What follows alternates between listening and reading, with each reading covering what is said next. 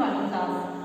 बच्चों, आपने देखा होगा अनेक आभूषण हम लोग पहनते हैं, जैसे गले में हार पहनेंगे, ठीक है, हाथों में क्या पहनते हैं, चूड़ियां पहनते हैं। तो चूड़ियां अलग अलग प्रकार के आप लोगों ने देखी, कौन कौन सी? हाँ, कांच की, प्लास्टिक और कभी कभी जो है किसी हाथ में आप लोगों ने लाख की चूड़ियां भी देखी, ठीक है। तो आज हम जो है हिंदी साहित्य में पाठ 2 लाख की चूड़ियां, पाठ 2 लाख की चूड़ियां आज हम लोग पढ़ेंगे।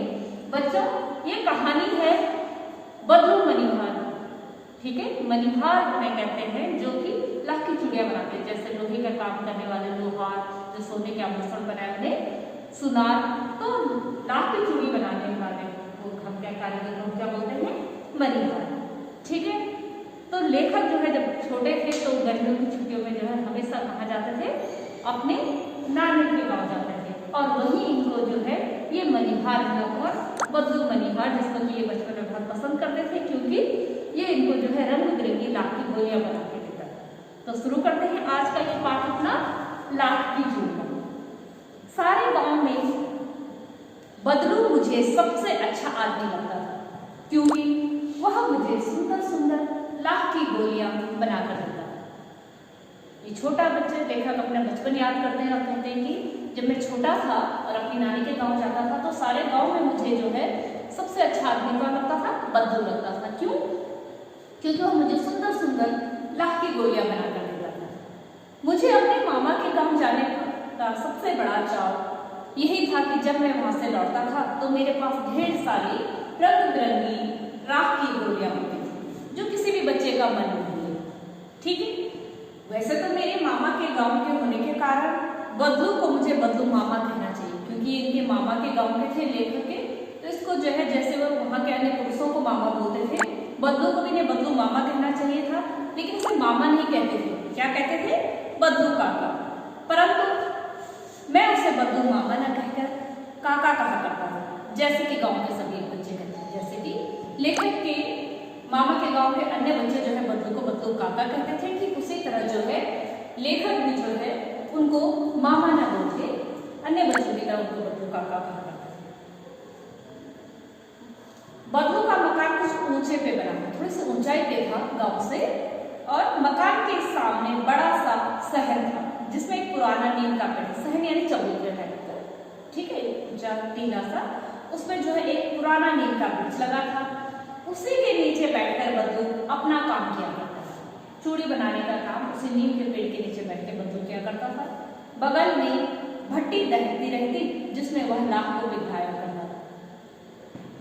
लाख एक गोल जैसा पदार्थ होता है जिसको कि गर्म किया जाता है, पिघलाया जाता है, उसके बाद उसे किसी भी आकार, उसको खिलौने बनाओ, आप चूड़ियां बनाओ, जो भी आकार उसको देना चाहो उसको दे सकते हो। तो इसका जो है उस नीम के पेड़ के पास ही जो है ये अपना मचिया कहते, छोटी सी एक खाट होती है, उस पर बैठ के बगल में भट्टी जलती रहती थी, उसमें जो है लाख को पिघलाकर चूड़ियां बनाया करता था। सामने एक लकड़ी की चौखट पड़ी रहती है, जिस पर लाख के मुलायम होने पर उसे सलाख के समान पतला करके चूड़ियों का आकार दिया जाता है।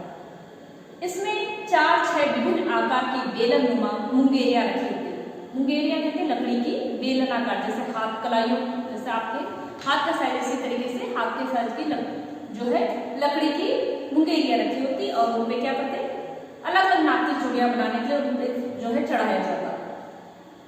कुछ पतली और पीछे से मोटी होती थी। लाख की चूड़ियों का आकार देकर वह उन्हें मुंगेरियों पर चढ़ाकर गोल और चिकना बनाता, और तब तक एक एक कर पूरे हाथ की चूड़ियां बना चुकने के पश्चात वह उन पर रंग करता। बदलू यह कार्य सदा ही एक मचिए पर बैठकर करता। मचिया छोटी खाट जो बहुत ही पुरानी थी, बगल में ही उसका हुक्का रखा रहता, जिसे वह बीच बीच में पीता रहता। गांव में मेरा दोपहर का समय अधिकतर बदलू के पास बीतता। लेखक कहते हैं कि दोपहर का समय जो उनका था गांव में अधिकतर कहाँ बीतता? बदलू के पास बीतता। वह मुझे लल्ला कहता और मेरे पहुंचते ही मेरे लिए तुरंत एक मचिया मंगा देता। मैं घंटों बैठकर उसे इस प्रकार चूड़ियां बनाते देखता रहता। लगभग रोज ही वह 4-6 जोड़े चूड़े बनाता। ये जब भी लेखक वहां जाता तो दोपहर का समय इसका अधिकतर बदलू के पास बीतता, और बदलू अपने काम में व्यस्त होते, चूड़ियां बनाते रहते, और ये उसको घंटों बैठ देखता रहता है। बदलू उसको क्या कहकर पुकारता था लल्लू।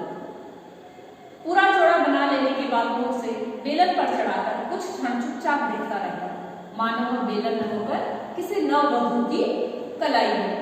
अपने काम को लेके बदलू इतना कुशल था कि जो है जब तक उसे जरा सा भी जो है शक होता अपने काम में, उसको छोड़ता नहीं। बदलू मनिहार था, मनिहार यानी लाख की चूड़ी बनाने वाला। चूड़ियां बनाना उसका पैतृक पेशा था। पैतृक यानी पूर्वजों से होता चला, जिसके पिता उसके पीढ़ी दर पीढ़ी ये काम उसने करते आए थे पुराने लोग। और वास्तव में वह बहुत ही सुंदर चूड़ियां बनाता था। उसकी बनाई हुई चूड़ियों की खपत भी बहुत थी। खपत यानी लागत, है ना। बहुत सारे लोग उसको पसंद कर रहे थे, बहुत मिलती थी उसकी चूड़ियां।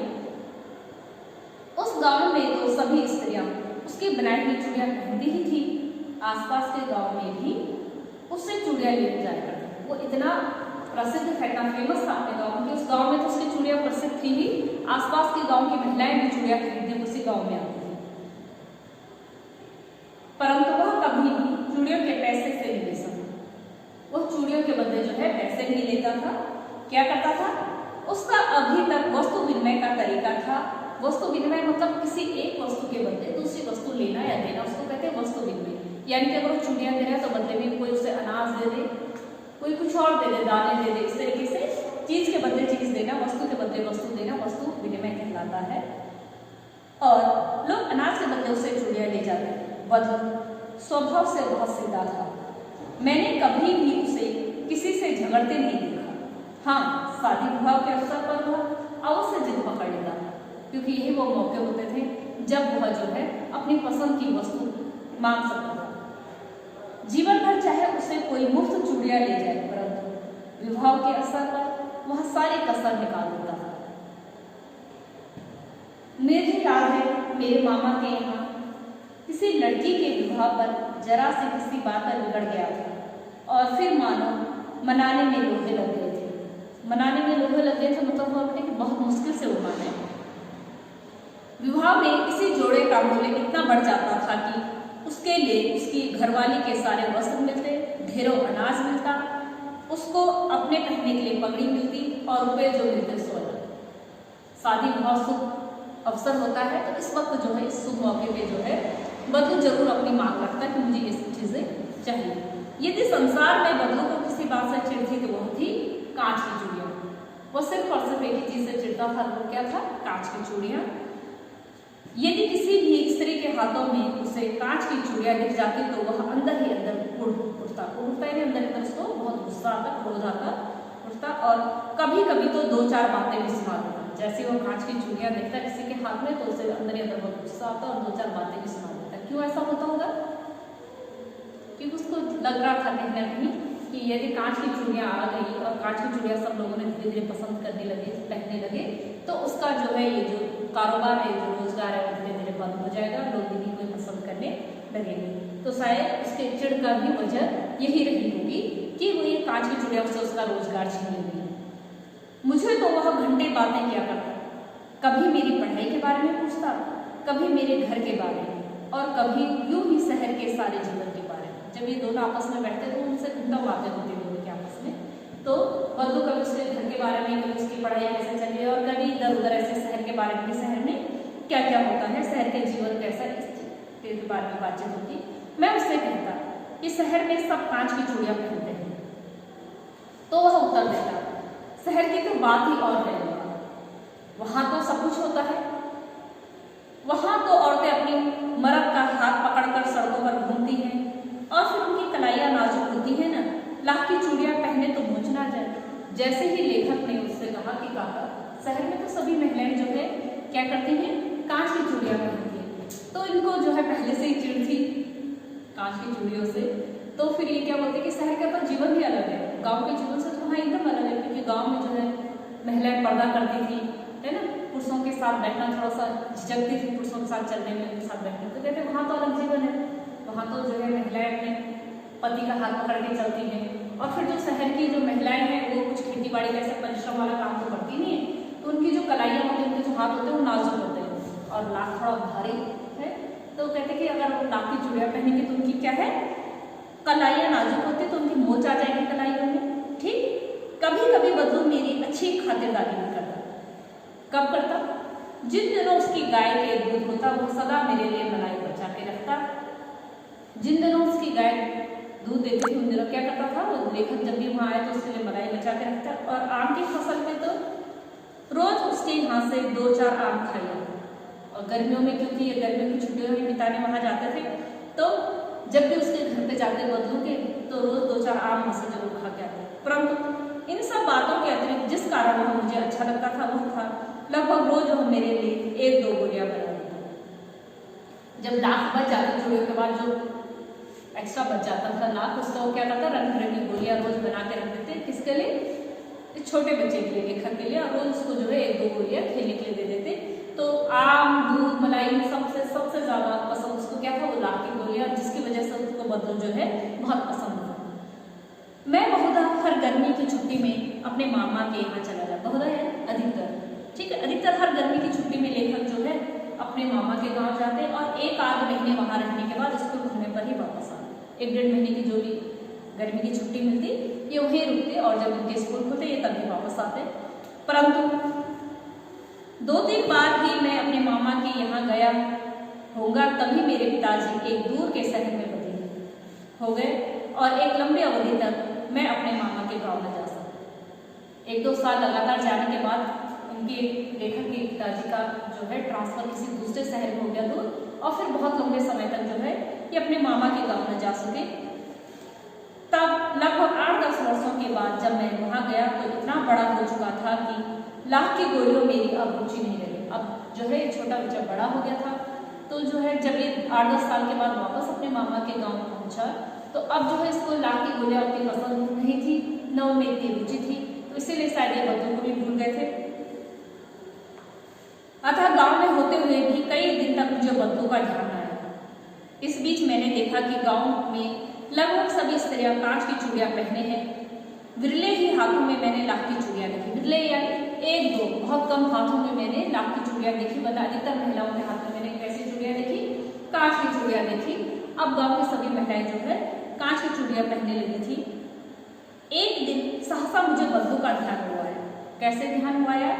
बात यह हुई कि बरसात में मेरे मामा की छोटी लड़की आंगन में फिसलकर गिर पड़ी और उसके हाथ की कांच की चूड़ी टूटकर उसकी कलाई में घुस गई और उससे खून बहने लगा। मेरे मामा उस समय घर पर न थे, मुझे उसकी मरहम पट्टी करनी पड़ी। तभी सहसा मुझे बद्दू का ध्यान हुआ है। सहसा यानी अचानक ध्यान को आया और मैंने सोचा कि उससे मिल आऊं। अचानक जो है लेखक को जो है एक दिन बद्दू की याद आई। तो याद कैसे आई कि जो उनके मामा की छोटी बेटी थी वो बरसात में आंगन में फिसल के गिर गई।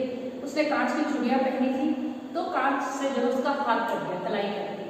फिर लेखक ने ही जो है उसकी मरहम पट्टी की। तो तब उन्हें कांच की चूड़ी देख के अचानक से बद्दू का ध्यान आया कि बद्दू भी थे इस गाँव में जो लाख की चूड़ियां बनाते थे। मैंने सोचा कि उससे मिलाऊं, अतः शाम को घूमते घूमते उसके घर चला गया। बद्दू वहीं चबूतरे के नीचे नीम के नीचे खाट पर लेटा था। बद्दू वहीं चबूतरे पर नीम के नीचे जो उसकी पुरानी खाट थी उस पर लेटा हुआ था। नमस्ते बद्दू काका, मैंने कहा। लेखक ने उनको जाते ही कहा नमस्ते बद्दू काका। नमस्ते भैया, उसने मेरी तरफ देखा और उत्तर दिया। उठकर खाट पर बैठ गया। उसको देखते ही बद्दू ने नमस्ते भैया कहकर उत्तर दिया और खाट पर बैठ गया। परंतु उसने मुझे पहचाना नहीं और देर तक मेरी ओर निहारता रहा। मैं जनार्दन काका, आपके पास से गोलियां बनाकर ले जाता था, मैंने अपना परिचय दिया। जब बद्दू ने लेखक को नहीं पहचाना क्योंकि अब ये बच्चा बड़ा हो गया था तो शायद उन्हें पहचान पाया। तो उस लेखक ने उस बच्चे ने जो है जो बड़ा हो गया उसने अपना उस युवक ने अपना परिचय क्या दिया कि पहचाना नहीं, मैं जनार्दन, बचपन में आप मुझे लाख की गोलियां दिया करते थे। बद्दू फिर चुप रहा, मानो वह अपनी स्मृति पटल पर अतीत के चित्र उतार रहा। स्मृति पटल यानी यादों, ठीक है, वो पुरानी बातें याद कर रहे कि जनार्दन कौन था, अक्षर याद करने की कोशिश कर रहे। तब वह एकदम बोल पड़ा, आओ आओ लल्ला, बैठो, बहुत दिनों बाद गांव आए। हाँ, इधर आना ही नहीं हो सका काका, मैं चारपाई पर बैठे हुए उतर गए। जब बद्दू ने उसको पहचाना तो उन्होंने कहा कह रहे बहुत दिनों बाद तुम आए यहाँ। तो उन्होंने कहा हाँ बहुत दिन हो गए, यहाँ आना ही नहीं हो पाया। कुछ देर शांति बनी रही। मैंने इधर उधर दृष्टि दौड़ाई, न तो मुझे उसकी मछिया ही नजर आई न भट्टी। आजकल काम नहीं करते काका, मैंने पूछा। जब लेखक जो है बद्दू के घर पे पहुंचा तो पहले जैसा माहौल वहाँ पे उसको नहीं मिला, क्योंकि पहले जो है लाख का कारोबार उसका अच्छा खासा चलता था। तो मछिया होती थी, मछिया के पास भट्टी जलती रहती, उसमें लाख निकलती रहती थी। लेकिन आज जब वो वहाँ गया तो ना भट्टी थी, न वहाँ पे लाख का कुछ था, ना चूड़ियाँ बनाने का कोई सामान रखा हुआ था। तो उसने कहा कि क्या आजकल काम नहीं करते काका? नहीं लल्ला, मैंने तो कई साल से काम बंद रखा है। मेरी बनाई हुई चूड़ियाँ कोई पूछे तब ना। गांव में तो कांच का प्रचार हो गया है। वह कुछ देर चुप रहा, फिर बोला, मशीन युग है ना यह लल्ला। आजकल सब काम मशीन से होता है, खेत भी मशीन से जोते जाते हैं, और फिर जो सुंदरता कांच की चूड़ियों में होती है वह लाख में कहाँ संभव। जैसे ही लेखक ने बद्दू से पूछा कि आजकल काम नहीं करते हो काका, तो जो दर्द वो अपने अंदर दबा के बैठा था, कौन सा, उसका रोजगार छिन जाने का, वो एकदम से उभर के उसके शब्दों में आया। उसने कहा कि नहीं, काम तो मैं कई साल पहले बंद कर चुका हूँ, क्योंकि मेरी बनाई हुई चूड़ियाँ अब कोई पूछता ही नहीं है। अब तो कांच का युग आ गया है, मशीनों से बनी हुई सुंदर सुंदर रंग बिरंगी अच्छी अच्छी कांच की चूड़ियाँ आने लगी हैं। लाख की चूड़ियाँ क्योंकि हाथ से बनती थी तो उनमें उतनी चमक नहीं रहती थी, मशीन से जो चीज़ बनी उसमें चमक ज़्यादा थी, ठीक है, फिर सस्ता भी पड़ता था। तो कहने लगे कि अब तो सब कुछ काम जो है मशीनों से होने लग गया है, ठीक है, और फिर जितना सुंदर कांच की चूड़ियाँ होती है जैसी रंग बिरंगी, वैसे लाख में वो बात करा। लेकिन कांच बड़ा खतरनाक होता है, बड़ी जल्दी टूट जाता है। मैंने कहा, उसका दिल रखने के लेखक ने कहा कि नहीं, कांच तो बड़ा खतरनाक होता है और जल्दी टूट भी जाता है, ठीक है। नाजुक तो फिर होता ही है लल्ला। कहते कहते उसे खांसी आ गई और वो देर तक खांसता रहा। यह बात बोलते ही जो बद्दू को खांसी आ गई और फिर काफी देर तक वह खांसता रहा। मुझे लगा उसे दमा है। अवस्था के साथ उसका शरीर ढल चुका था, उसके हाथों और माथे पर नसें उभर आई थी। जाने कैसे उसने मेरी शंका भांप ली और बोला, दमा नहीं है मुझे, फसली खांसी है, यही महीने 2 महीने से आ रही है, 10-15 दिन में ठीक हो जाएगी। जैसे ही बद्दू ने अपना जवाब दिया कि हाँ नाजुक तो होता, उसके बाद काफी लंबे टाइम तक वो खांसता रहा। तो लेखक को ये अंदेशा हुआ कि कहीं ऐसा तो नहीं इनको अस्थमा हो, दमा हो गया हो। तो उनको जो है उनकी नजरों को जो है बद्दू भाप गया कि